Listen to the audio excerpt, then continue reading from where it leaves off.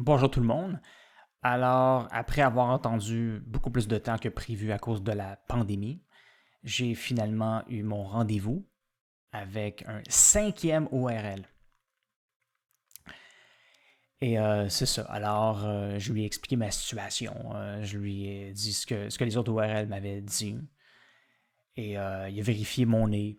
Et il m'a dit qu'il pensait pas que j'avais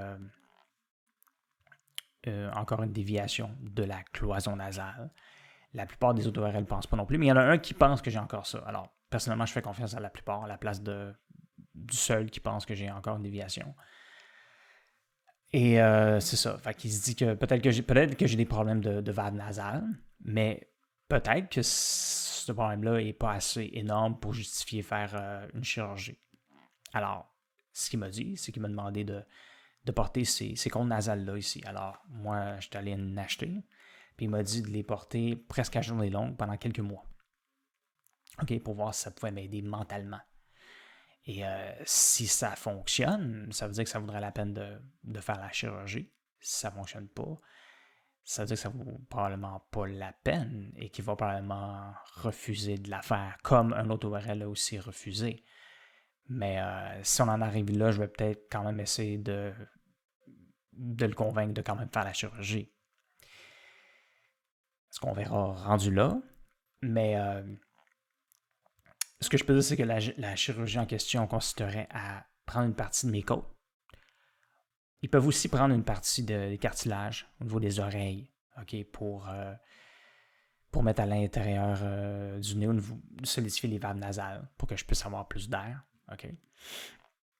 Alors évidemment, c'est une chirurgie qui est un petit peu plus sérieuse, évidemment. Il y a peut-être un peu plus de risque. C'est recommandé de ne pas la faire si possible. Mais je pense pas que c'est dangereux à ce point-là. C'est juste que si je la faisais, ce serait la plus grande chirurgie de ma vie, évidemment.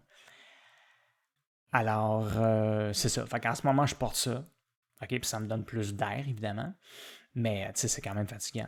Porter ça à journée longue. J'ai pas l'impression que ça va être utile à ce point-là. En ce moment, c'est pas le cas. Mais je vais continuer de faire ça. OK. Et comme je l'ai dit, quand je vais le rencontrer, je m'attends à ce que ça ne fonctionne pas vraiment, OK? Mais je vais quand même essayer de le questionner pour voir s'il y a d'autres choses qu'on pourrait vérifier, OK? Qu'on n'a peut-être pas vérifié en ce moment, qui pourraient peut-être m'aider. Parce que le problème, c'est que j'ai des symptômes, OK? D'autres symptômes, ce qui pourrait indiquer que j'ai peut-être plus que des problèmes de valve nasale.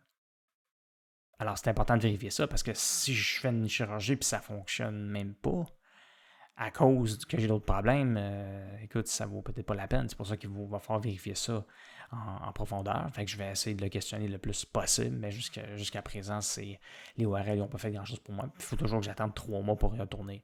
OK, là, ça a pris encore plus de temps à cause de la pandémie, mais là, c'est vraiment, vraiment fatigant parce que pour certains d'entre vous qui ne sont pas au courant, moi, j'ai subi une septoplastie en 2019, mais après un certain temps, ça a empiré.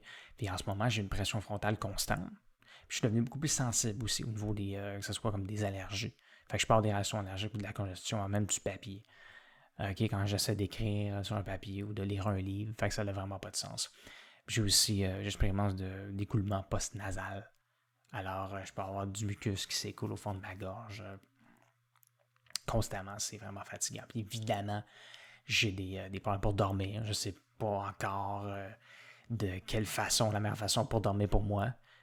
C'est difficile à comprendre. Puis en plus, évidemment, le test du sommeil a aussi été reporté à cause de la pandémie. Puis ça va prendre encore peut-être plusieurs années. J'ai aucune idée. Alors, c'est assez déprimant. Fait, comme je l'ai dit, je suis pas vraiment optimiste, mais je vais continuer de faire ce qu'il me demande de faire. Et lorsque je vais le rencontrer, c'est ça, je vais lui poser d'autres questions, comme je l'ai dit. Et s'il y a quelque chose de majeur qui se passe, vous pouvez être sûr que je vais refaire une vidéo pour vous l'expliquer. Et c'est sûr que rendu là, ça va être... Si j'ai à prendre la décision de faire la chirurgie, ça va être une décision qui va être définitivement plus difficile pour moi. Parce que comme je l'ai dit, ça me fait un peu peur. OK? Mais il va falloir que je prenne une décision parce que en ce moment, on dirait qu'il n'y a vraiment rien qui va être en mesure de me sauver en quelque sorte. Là. Alors, merci beaucoup d'avoir regardé cette vidéo et à la prochaine.